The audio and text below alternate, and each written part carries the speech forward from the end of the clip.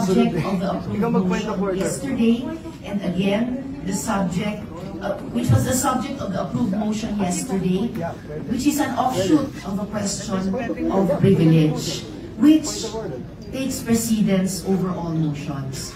So I state my motion, Mr. President, to momentarily suspend any action, whether interpellation or seconding speech, on the privileged speech of the good gentleman from Davao, para sa wakas, biglang daan yung inaprubahan natin motion kahapon na manumpa na po kami. I have the floor, Mr. President.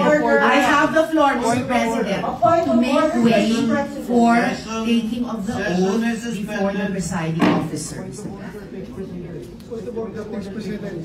The point of order takes precedence.